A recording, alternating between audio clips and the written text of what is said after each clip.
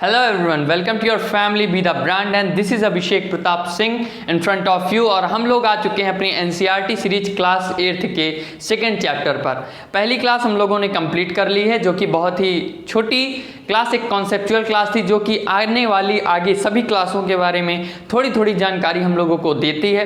अब यहाँ से हम लोग एक एक विस्तृत अध्ययन करेंगे हर टॉपिक का। जो भी टॉपिक आपके चैप्टर्स में इंक्लूड होगा, हम बोर्ड्स पर, यहाँ बोर्ड पर उसका कॉन्सेप्चुअल टाक आपके साथ कर रहे होंगे। इससे संबंधित जो नोट्स भी होगा वो भी हम आपको देंगे। तो अगर आप चैनल पर नए हैं तो उसे सब्सक्राइब करें और बेल आइकन को हिट जरूर करें। तो चलिए चैप्टर को शुरू करते हैं। भूमि, मृदा, जल, प्राकृतिक वनस्पति और वन्य जीवन संसाधन। चैप्टर के नाम से ही आपको समझ में आ रहा होगा कहीं ना कहीं जिस स्थान पर हम रहते हैं, यानी कि जैवमंडलीय क्षेत्र में, क्योंकि स्थल मंडल, जल मंडल, वायुमंडल के संग्रहण क्षेत्र में ही जब जैवमंडल का विकास होता है तो वहां पर भूमि, मृदा, जल, प्राकृतिक वनस्पति और वन्य जीवन संसाधन का उद्भव होता है। उस प्रकार से उस परिप्रेक्ष्य में इसे समझने के लिए हम एक एक चीज़ को देखते हुए चलते हैं कि भूमि क्या है, उसकी प्रॉपर्टीज़ क्या है, मृदा क्या है, ठीक है, उन मृदा वाले क्षेत्रों में कहाँ पर किस प्रकार के संसाधन पाए जाते हैं, किस प्रकार के जीवों का वास होता है, तो इन सब का हम लोग अध्ययन करते हैं। तो जैसे कि है आगे, विश्व की 90% जनसंख्या, क्या विश्व की 90% जनसंख्या भूमि क्षेत्र के 30% भाग पर ही रहती है। शेष 70% भूमि पर या तो विरल जनसंख्या है या वह निर्जन है। अब यहाँ से आप लोग ये समझिए सामान्यतया कि विश्व की 90% जनसंख्या, यानी कि पूरी दुनिया का एक अलग भाग जो कि जनसंख्या के रूप में है, वो 30% भाग पर ही रह रहा है। इसका कारण है, अब अगर भूमि क्षेत्र है तो वहाँ पर एक ही प्रकार के क्षेत्र तो होंगे नहीं, भूमि पर ही वनस्पति है, जंगल हैं, जीव हैं, पहाड़ हैं, पर्वत हैं, तो वहाँ पर भी तो रहने लायक सब जगह स्थितियाँ नहीं होंगी। तो जायज़ सी बात है कि वहाँ किसी विशेष स्थान पर ही लोग रहते होंगे। जैसे जब किसी व्यक्ति का या फिर मानव सभ्यता का विकास हुआ, जैसे हमारे भारत में सिंधु नदी सभ्यता के प्रारंभ से होता है, और सभी जगहों से हमें मेसोपोटामिया की सभ्यता, मिस्र की सभ्यता जो है, उन सब जगहों से हमें प्राप्त हो रही होती है। तो एक अनुकूल क्षेत्र होता है रहने के लिए। तो उस प्रकार से यह अनुकूल क्षेत्र 30% है जहाँ पर वे लोग रहते हैं। 70% भूमि पर बहुत विरल हैं, और या फिर जो आदिवासी जनजातियाँ होती हैं उनका निवास पाया जाता होगा। भूमि के विषय में जानते हैं, हमारे चैप्टर का पहला ही सेक्शन है भूमि। भूमि को हम लोग समझते हैं कि भूमि अपने आप में उसका किस प्रकार से फॉर्मेशन है। तो भूपृष्ठ के कुल क्षेत्रफल का लगभग 30% भाग भूमि है। भूमि का अर्थ मतलब सपाट एरिया है, ठीक है। मतलब भूमि जिस प्रकार से होती है, सामान्यतः आप लोग अपने आसपास देखते हैं कि भूपृष्ठ के कुल क्षेत्रफल का लगभग 30% भाग है। अब भूपृष्ठ यानी कि ये पर्वत हैं, तो ये पठार हैं, तो ये मैदान है, तो ये मैदान वाले क्षेत्र में जो ये भूमि क्षेत्र, इन्हीं को तो कहा जाएगा। तो ये 30% हैं। इनमें भी कुल भाग आवास योग्य नहीं है, क्योंकि मुख्यतः भूमि और जलवायु के भिन्न भिन्न लक्षणों के कारण विश्व के विभिन्न भागों में जनसंख्या का वितरण असमान पाया जाता है। जैसा कि हमने पिछले अपनी 7th सीरीज में हमने आपको सहारा का मरुस्थल पढ़ाया। अब सहारा के मरुस्थल में, या फिर जो भारत का सबसे उत्तरी भाग है, यानी कि लद्दाख वाला क्षेत्र है, जहाँ पर बर्फ वाले क्षेत्र हैं, वहाँ पर भी तो भूमि है, और सहारा का मरुस्थल में भी तो भूमि है, लेकिन वहाँ पे नहीं रह सकते क्योंकि जलवायुवीय स्थितियाँ ऐसी हैं। वहाँ पर पेड़ पौधों की कमी है, खाद्यान्न की कमी है, और विभिन्न प्रकार की जलवायुवीय स्थितियां ऐसी हैं कि वहां पर मानव जीवन बहुत ही विषम परिस्थितियों में लोग गुजार रहे होते हैं। तो वो इस प्रकार से पाया जाता है। अब हम लोग ये समझते हैं कि जो भूमि है उसका उपयोग किन किन क्षेत्रों में, किन किन कार्यों में किया जाता है। तो मुझे लगता है ये चीज़ से आप लोग भली भांति परिचित होंगे, क्योंकि आप उसी पर रह रहे हैं, वहीं से हमें भोजन प्राप्त हो रहा है, कोई इंफ्रास्ट्रक्चर बन रहा है, टेक्नोलॉजी डेवलप हो रही है। सब के लिए कहीं ना कहीं स्थिर रखने के लिए हमें भूमि ही चाहिए। आकाश में तो उड़ेंगे नहीं वो, उनको रखने के लिए भी जगह चाहिए। तो भूमि ही पर तो वो सारी चीज़ें होंगी। फिर आपकी चाहे कृषि हो, वानिकी हो, खनन हो, सड़कों और उद्योगों की स्थापना हो, साधारणतः इसे भूमि उपयोग कहते हैं। यानी कि जिस भी चीज़ को हम जिस प्रकार से उपयोग करते हैं वही उसका उपयोग कहलाता है। अगर आप फ़ोन यूज कर रहे हैं, फ़ोन में आप गाना भी सुन रहे हैं, फ़ोटो भी खींच रहे हैं और अन्य क्रिया प्रतिक्रिया भी कर रहे हैं, तो वो क्या हो गया? फ़ोन उपयोग हो गया। उसी प्रकार चाहे जिस चीज़ में आप जो कार्य करेंगे वो उसका उपयोग कहलाएगा। ये हो गया।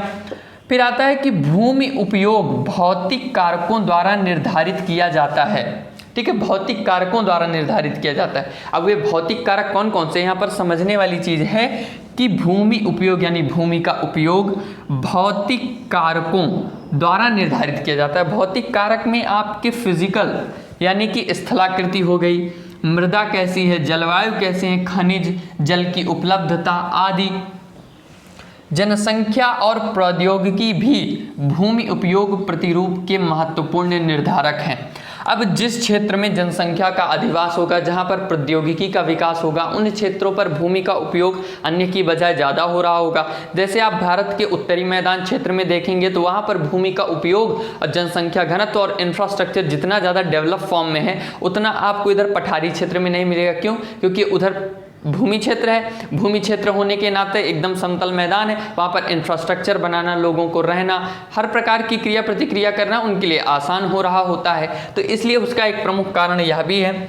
और वर्तमान में कृषि और निर्माण संबंधी गतिविधियों के प्रसार के कारण, ठीक है, ये अपने आप में इंपॉर्टेंट है क्योंकि इस समय जब हम लोग आपदा प्रबंधन को पढ़ते हैं, आगे हम लोग पढ़ेंगे, तो वहाँ पर भी आता है कि कृषि और निर्माण संबंधी गतिविधियों के प्रसार के कारण निम्नीकरण यानी कि उसका डिवैल्यूआइजेशन होता है, उसका कम हो रहा है। क्या? जैसे भूमि है, उसका उपयोग आपने ज़्यादा कर लिया तो उसकी क्षमता कम होती जा रही है कि वो किसी चीज़ का उत्पाद जैसे आप लोग देख रहे होंगे, उत्पाद कम हो रहा है, यानी कि अकाल बढ़ने में क्या होता है, भूमि बंजर हो जाती है, यानी उसका निम्नीकरण हो गया। उसमें उपस्थित जितने भी प्रकार के पदार्थ हैं, खनिज हैं, जिनसे उपज होती है, उनकी मात्रा कम हो जाती है, तो निम्नीकरण हो जाता है। भूस्खलन हो जा रहे हैं, मृदा अपरदन, मरुस्थलीकरण इत्यादि जो घटनाएं हो रही हैं। वन रोपण, भूमि उद्धार, रासायनिक कीटनाशकों और उर्वरकों के विनियमित उपयोग तथा अतिचारण पर रोक भूमि संरक्षण के लिए प्रयुक्त कुछ सामान्य तरीके हैं। अब यहाँ पर अतिचारण का अर्थ क्या है? अतिचारण यानी पशुओं के द्वारा जो चराई की जाती है, जब अधिक मात्रा में हो जाता है तो जिस क्षेत्र में चारण करा दिया जाएगा वहाँ पर घास भी कम हो जाएंगे, वनस्पतियाँ कम हो जाएंगी, जिसके कारण वहाँ की मिट्टी की बॉन्डिंग खत्म हो जाएगी, वर्षा होगी, हवा चलेगी, मृदा अपरदन होगा, परत कमजोर हो जाएगी, भूस्खलन की प्रक्रिया घटित होगी। भूस्खलन से जिस क्षेत्र में भूस्खलन होगा वहाँ के इंफ्रास्ट्रक्चर को भी नुकसान पहुँचेगा, यानी कि आर्थिक, सामाजिक, सांस्कृतिक हर प्रकार से वे हमें हानि पहुंचाते हैं। क्योंकि जब मनुष्य का विकास कर रहा होता है तो उस समय वह अपने विकास में इतना लिप्त होता है, वह यह ध्यान नहीं करता है कि हम किस चीज़ का उपयोग कितनी मात्रा में करें। क्योंकि शुरू में नई नई चीज़ जब हमें मिल रही होती है तो हमें उसके प्रोज एंड कॉन्स नहीं समझ आते, बस वो काम करने में समझ आता है। वो बाद की स्थिति आती हैं, जैसे शुरू में पेट्रोलियम आया, हमने अंधाधुंध प्रयोग किया, आज ग्लोबल वार्मिंग, पोल्यूशन, कई प्रकार की घटनाएं जब घट रही हैं, पेट्रोलियम की मात्रा घट रही है, तो आज हमें यह महसूस हो रहा है ज़रूरत कि अब हम लोगों को इसके अतिरिक्त कुछ और इलेक्ट्रिक सिस्टम का भी यूज करना चाहिए, सोलर सिस्टम का यूज करना चाहिए। यानी कि जहां पर आवश्यकता हुई वहां पर आविष्कार हुआ, आवश्यकता ही आविष्कार की जननी है। इस प्रकार से हम लोगों ने भूमि को समझा। क्योंकि भूमि तो अपने आप में कोई एक पर्टिकुलर चीज़ है नहीं, भूमि किससे है? मृदा से बनी हुई है। अब मृदा क्या है उसको भी हम थोड़ा जान लेते हैं। पृथ्वी की ऊपरी सतह पर महीन कणों से बनी हुई पतली परत मृदा कहलाती है। मृदा सामान्य देसी गांव की भाषा में माटी कह लीजिए आप लोग, जो मुट्ठिया में उठा के आप लोग भर भर फेंक देते हैं, वो उस प्रकार की मृदा, सॉइल जिसे हम लोग कहते हैं। इसमें धूल कणों के अलावा, ठीक है, धूल कणों के अलावा रेत, बजरी, कंकड़, पत्थर आदि पाए जाते हैं।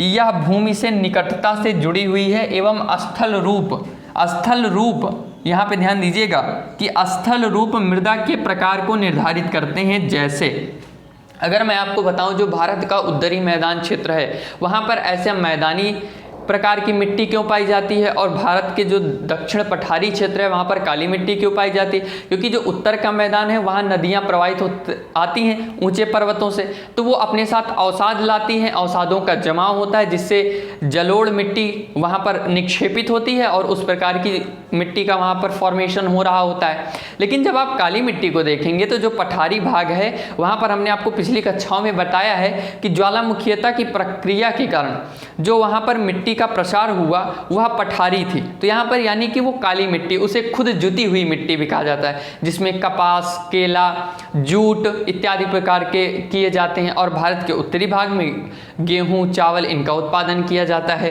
तो यानी कि वहाँ पर मृदा का स्थल रूप जैसा है, पठारी है तो अलग है, मैदानी अलग है, पर्वतीय है तो अलग है, कुछ इस प्रकार का। मृदा निर्माण अपक्षय की प्रक्रिया के माध्यम से बनती है। खनिजों और जैव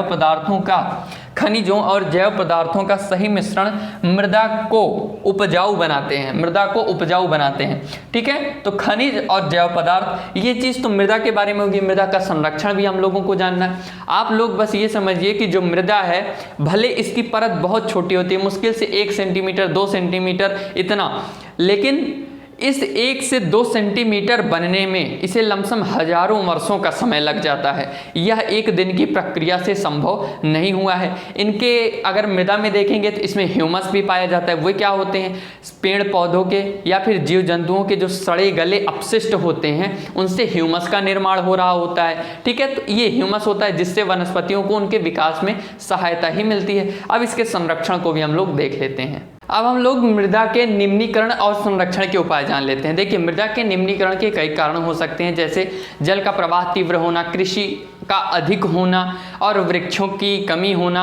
इस प्रकार से उनका क्षरण ज़्यादा तीव्र मात्रा में होता है। तो उसके संबंध में भी हम लोग जानकारी प्राप्त कर लेते हैं कि किस प्रकार से उसका निम्नीकरण हुआ। हमने पीछे भी देखा, कृषि, वानिकी और उस पर प्रयोग कीटनाशकों के द्वारा भी घटनाएं हो रही हैं। और संरक्षण के उपाय को भी हम लोग देख लेते हैं। तो मृदा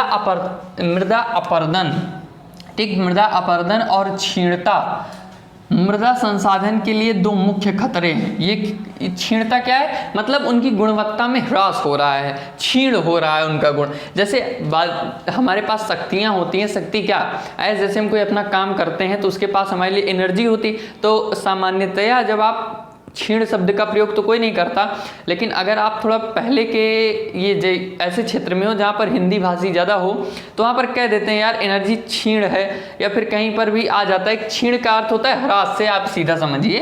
तो मृदा अपरदन होता है। तो 2 इसके मुख्य खतरे हैं। मानवीय और प्राकृतिक दोनों ही कारकों से मृदाओं का निम्नीकरण हो सकता है। मृदा के निम्नीकरण में सहायक कारक वनोन्मूलन यानी वनों की कटाई अधिक मात्रा में, अतिचारण यानी पशुओं की चराई अधिक मात्रा में हो रही है, रासायनिक उर्वरक यानी खेतों में कीटनाशकों इत्यादि का उपयोग करने से मरुस्थलीकरण और वहाँ पर जो जमीन है वो क्या कहते हैं, एक तरह से बंजर होती जा रही हैं। कीटनाशकों, वही रासायनिक उर्वरक ही तो कीटनाशक होंगे। कीटनाशकों का अत्यधिक उपयोग, वर्षा दोहन, ठीक है, और भूस्खलन और बाढ़, ये सब एक तरह से प्राकृतिक हैं और ये मानव है।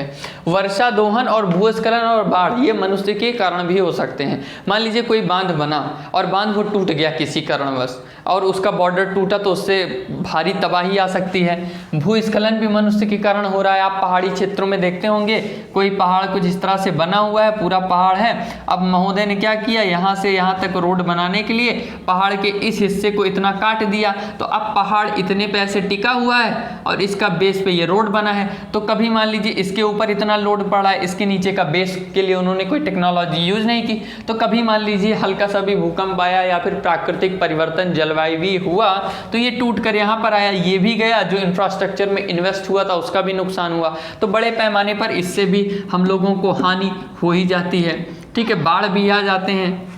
अब हम लोग देख लेते हैं यहाँ पर कि मृदा संरक्षण की कुछ विधियाँ हैं। ये जो मृदा संरक्षण की कुछ विधियाँ लिखी हुई हैं, जैसे मल्च बनाना, वेदिका फार्म, समुच्च रेखीय जुताई, रक्षक मेखलाएं, समुच्च रेखीय रोधिकाएं, चट्टान बांध और बीज की फसल उगाना, इनको हम लोग जो है परिभाषा के फॉर्म में हम आपको नोट्स में प्रोवाइड करा देंगे। क्योंकि परिभाषा से समझना थोड़ा आपके लिए कठिन हो सकता है, तो इसलिए हम इसको एक एक चीज़ को आपको बताते हैं कैसे किस चीज़ का फॉर्मेशन क्या है। जैसे मल्च बनाना से अर्थ यहाँ पर ये है कि मान लीजिए कोई ये प्लॉट एरिया है, प्लॉट एरिया क्या आप कह लीजिए, कोई फील्ड है, खेती है, यहाँ पर उसने 1 2 इस तरह से, कोई कृषि में गिनती तो होती नहीं है कि कितने पौधे लगाए हैं उसने, तो इतने पौधे उसने इन जगहों पर लगा दिए। अब इनके बीच जो ये जगहें खाली हैं, इनके बीच ये जगह खाली है, यहाँ पर मिट्टी के अपरदन को रोकने के लिए या फिर हवा के प्रभाव से मिट्टी के क्षरण को रोकने के लिए इन खाली जगहों को पत्तियों से, खादों से या फिर किसी प्रकार के जो आसपास होते हैं, जैसे गाँव में पेड़ बहुत ज़्यादा हो गए, बाग हो गए, तो वहाँ से पत्तियाँ बटोर ले डाल दिए, पैरा होते हैं, ये सब होते हैं, इनको डाल दिया जाता है कि ये पूरे क्षेत्र ढके भी रहते हैं। अच्छा, इसका दो चीज़ का इम्पैक्ट पड़ता है। पहला तो भू संरक्षण तो हो ही रहा है, सेकेंड इम्पैक्ट ये पड़ता है कि जब ये लोग पत्तियाँ डाल देते हैं तो जो सूर्य का प्रकाश आ रहा होता है तो उससे उसमें जो उपस्थित नमी की मात्रा है उसको भी उतनी तेजी से वो एब्जॉर्ब नहीं कर पाता है, तो यानी कि नमी की मात्रा भी उनको पर्याप्त हो जाती है और भूमि का संरक्षण भी हो जाता है। तो इसे कहते हैं मल्च बनाना। ठीक है, मल्च बनाना, यह आप लोग समझ गए होंगे। वेदिका फार्म, अब वेदिका फार्म से आप क्या समझते हैं? जैसे कि आप उन क्षेत्रों में मूवी में देखते होंगे कि कई बार पहाड़ी क्षेत्रों में मूवी का जो सीन लिया जाता है, आप लोग देखते होंगे ऐसे पहाड़ टाइप के एरियाज होते हैं, वहाँ ऐसे ढलान पर खेती हो रही है। जैसे आप चाय की खेती देखते होंगे, चाय की खेती होती है, अफीम इत्यादि की जो खेती होती है कुछ इस प्रकार से होती है। तो चाय की खेती वेदिका फार्म के रूप में ऐसे हो रही होती है, तो उसी को वेदिका फार्म कहते हैं। यानी ढलान पे है, यानी कि देखिए जो चाय और इन सब का उत्पादन होता है, इनकी जड़ों को ज़्यादा पानी की आवश्यकता नहीं होती है, तो इसलिए इनको ढलान पर ही किया जाता है कि जड़ों में पानी रुके नहीं, बस उसको गुजरते हुए नमी प्राप्त होते हुए पानी बह जाए, जिससे हमारी जड़ें सड़े ना। तो इसके कारण इसका भी उत्पादन इस प्रकार हो जाता है। अब आता है समुच्च रेखीय जुताई। ये समुच्च रेखीय जुताई क्या होती है?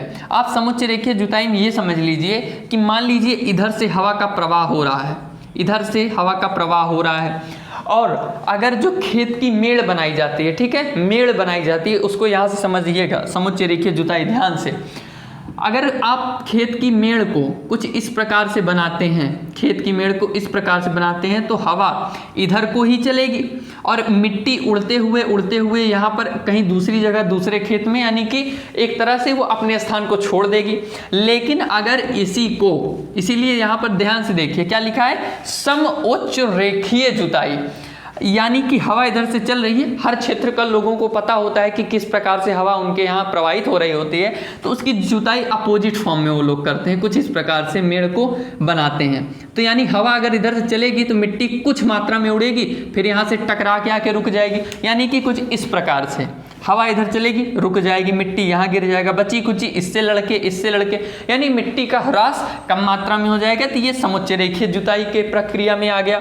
अब आता है रक्षक मेखलाएं। रक्षक मेखलाओं में आप लोगों ने देखा होगा कि आप कभी अगर गांव के इलाकों से गुजरते हुए देखेंगे तो वहाँ पर आप देखते हैं कि जो फार्मिंग एरिया ऑफ फील्ड होती है, जहाँ पर खेती होती है, वहाँ पर मेड़ों पर वृक्ष लगाए जाते हैं। जैसे कहीं कहीं सफ़ेदा के लगाए जाते हैं, ठीक है, उसके दो लाभ भी हो जाते हैं, सफ़ेदा को बाद में काट के उसका उपयोग कर लेते हैं वो लोग, या फिर और कोई भी वृक्ष का प्रयोग वो लोग मेड़ पर करते हैं, जिससे वो सब रक्षक मेखलाओं के रूप में। रक्षक, देखिए मेखला का अर्थ होता है बेल्ट, इसका अर्थ होता है बेल्ट, क्योंकि ये सीरीज में खड़े किए जाते हैं, जैसे सैनिक खड़े होते हैं ना मूवीज में आप लोग देखते हैं, वैसे पेड़ों को खड़ा कर दिया, लगा दिया जाता है। तो उससे क्या होता है कि मान लीजिए इधर से हवा का प्रवाह आ रहा है, तो ये पेड़ों से टकराएंगे, तो हवा का प्रभाव इनसे लड़ के धीमा हो जाएगा, और यहाँ की जो मिट्टी है वो दूसरी जगह उड़ के नहीं जा पाएगी। पेड़ लगाने से उनके मेड़ भी सुरक्षित रहेंगे। तो एक ये हो गया रक्षक मेखलाएं।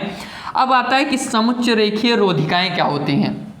जो समुच्च रेखीय रोधिकाएं हैं, इसको आप इससे समझ लीजिए, समुच्च रेखीय जुताई से। समुच्च रेखीय जुताई में सिर्फ मेड़ को उस तरह से बनाया जाता है, लेकिन इसमें रोधिका को क्या होता है, रोधिका में आप कुछ ऐसा समझ लीजिए जैसे आप लोग चिप्स खाते होंगे ना, जिगजैग चिप्स होता है ना, तो आप कुछ इस तरह से इसको समझ सकते हैं। ये जिग जैग के फॉर्म में तो नहीं होता है, लेकिन कुछ इस तरह से होता है। इतना ऊंचा नहीं होता है, बहुत हल्की मात्रा में ऊंचा होता है, इतना ऊंचा आप मत समझ लीजिएगा, लेकिन कुछ मात्रा में। अब यहाँ पर उन्होंने खेती की, यहाँ पर रोधिका बना दिया, यहाँ पर खेती की, यहाँ पर रोधिका बना दिया, यहाँ की, यहाँ पर रोधिका बना दिया। मिट्टी आई, इससे लड़के यहाँ गिर गई, इससे आई, यहाँ लड़के गिर गई, और यहाँ पर लड़के गिर गई। तो यानी समुच्च रेखीय खेती इस प्रकार से की गई, तो उससे उनकी मिट्टी का बचाव हुआ। फिर आता है चट्टान बांध। चट्टान बांध का प्रयोग सामान्यतया प्राकृतिक रूप से किया जाता है। कैसे? मान लीजिए आप कि किसी क्षेत्र में नदी का प्रवाह हो रहा है, या फिर वहाँ पर कोई तालाब ही है कोई है, लेकिन उसमें जल का प्रवाह अधिक हो रहा है, तो लोग क्या करते हैं, ये क्षेत्र है तो यहाँ पर कहीं से पत्थर उठाकर वो ले आए, खूब सारे पत्थर, या फिर बड़ी बड़ी लकड़ियाँ जब कट रही होती हैं तो उनके टहनियों को कुल मिला के जितना भी आसपास का प्राकृतिक मलबा होता है वो ऐसे जमाते जाते हैं और बीच बीच में कुछ जगह छोड़ते जाते हैं। तो जब पानी इनसे टकराता है तो उसका धारा प्रवाह धीमा हुआ, फिर इससे टकराया, फिर इससे टकराया, फिर इससे, तो टकराते टकराते क्या होगा कि जो धारा प्रवाह होगा जल का वो धीमा हो जाएगा, तो जिससे ये आसपास की मिट्टी है ये कटेगी कम। जो जब मिट्टियां कम कटेंगी तो उनका क्षरण भी कम होगा, तो उससे मृदा का बचाव भी होगा। तो ये प्रयोग होता है चट्टान बांध के रूप में। अब आती है बीज का फसल उगाना। ये एक सामान्यतया प्रयोग होने वाला अधिकतर हर स्थान पर होता है।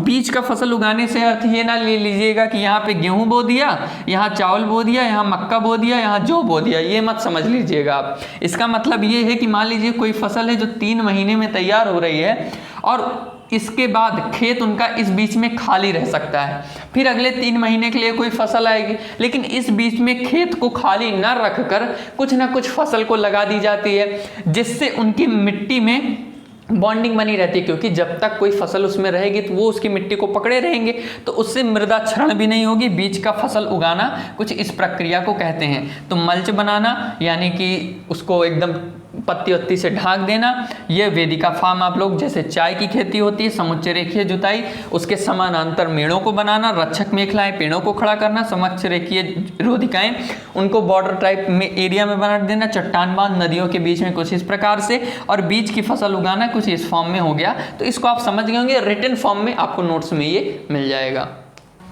तो ये इस चैप्टर का यानी भूमि, मृदा, जल, प्राकृतिक वनस्पति एवं वन्य जीव जीवन संसाधन का ये पार्ट 1 सीरीज था।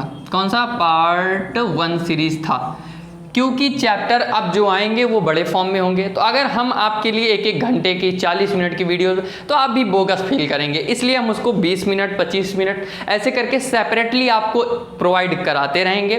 नोट्स आपको हर वीडियो के, अगर कोई वीडियो छोटी है तो उसका मान लीजिए उसी में मिल जाएगा, लेकिन मान लीजिए अगर कोई वीडियो 2 पार्ट में है तो उसका पार्ट 2 में उसकी PDF हम आपको अपने टेलीग्राम चैनल पर प्रोवाइड करा देंगे, जिसका लिंक डिस्क्रिप्शन में दिया हुआ है। वहाँ पर आप जाइए, नोट्स आपको बेहतरीन क्वालिटी के मिल रहे होंगे, हैंड रिटन नोट्स होंगे जो हमने खुद आपके लिए तैयार किए हैं। तो इस तरह से we will meet you soon again in part 2 series. तो तब तक के लिए हैव अ गुड डे।